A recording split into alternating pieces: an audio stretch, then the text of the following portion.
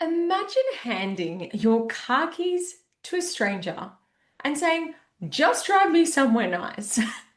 That's essentially what you're doing when you completely delegate your finances and have absolutely no idea what's going on.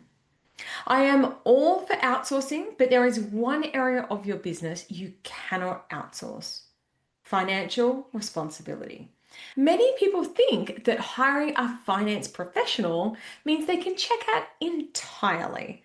But that is one of the most dangerous things you can do as a business owner. And in today's episode, I'm going to share with you why and what you can do about it.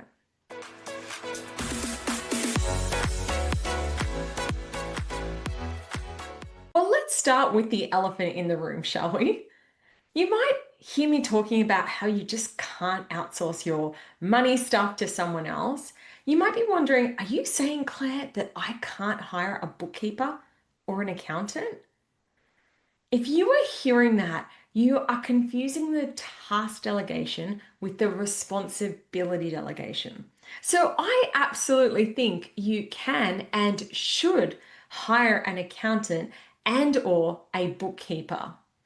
You can delegate the task, but you can't delegate the decision making and the responsibility around your number. And here's the reason why.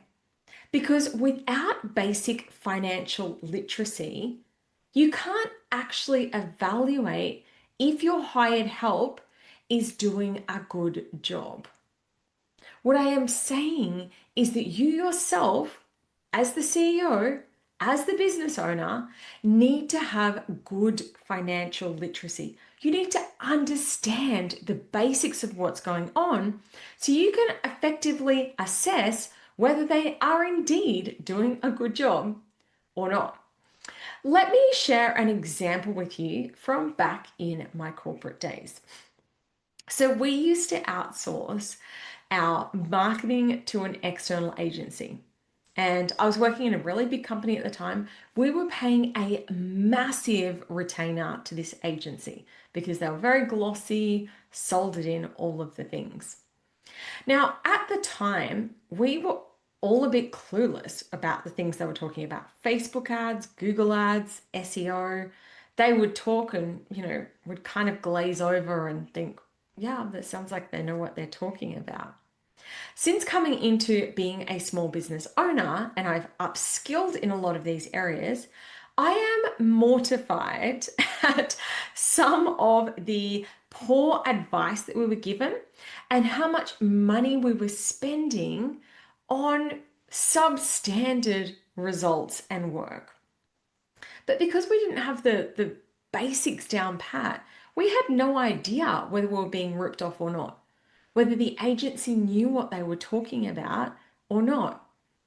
And this is exactly the same when it comes to your money. Your accountant might say something, and you kind of glaze over and go, oh, it sounds like they know what they're talking about. And you might be just tipping your hard-earned money down the toilet because you don't understand what is going on. So here's the truth about your finance team. Absolutely, there are great accountants out there and there are great bookkeepers out there. But accountants and finance professionals are humans.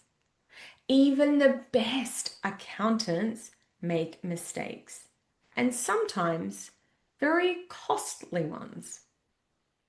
The uncomfortable truth that also comes along with this is that some professionals take advantage of financially illiterate clients. And on my Instagram account, I actually shared a ton of examples where accountants have been charged with embezzlement and stealing from their clients, which was only even discovered because they changed accountants or because something else unfolded. You might not even know if your finance team are doing the dodge on you if you don't understand the basics.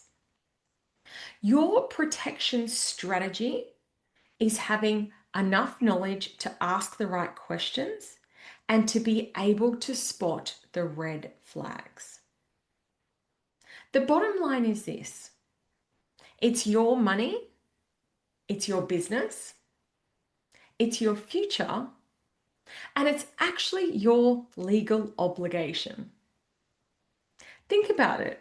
If you miss a tax bill, you can't just say to the tax office, oops, sorry, missed that one.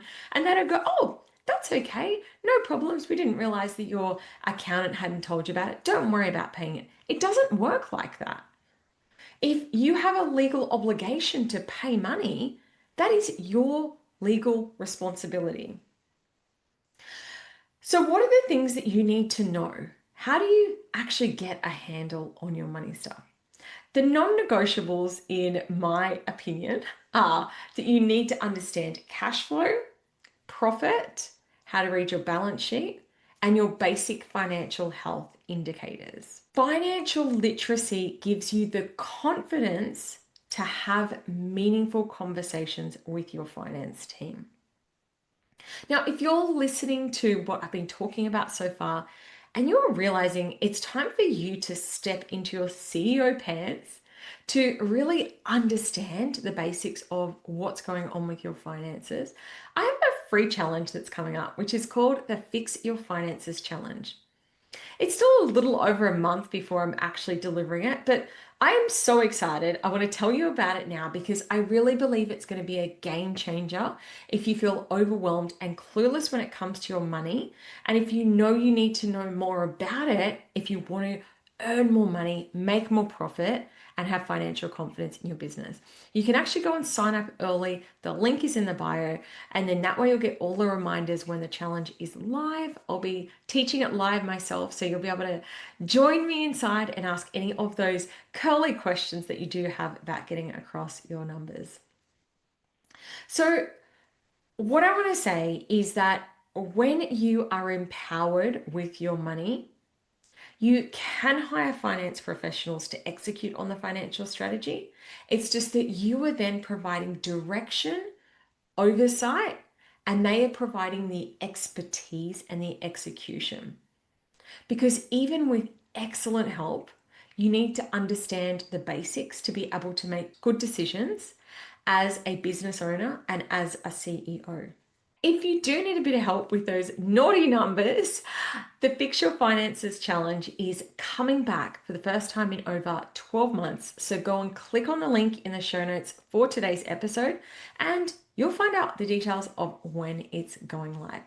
Thanks so much for listening to today's episode. I'll be sharing more about the importance of knowing your numbers over the coming weeks. So make sure you stay tuned to the Clare Wood podcast.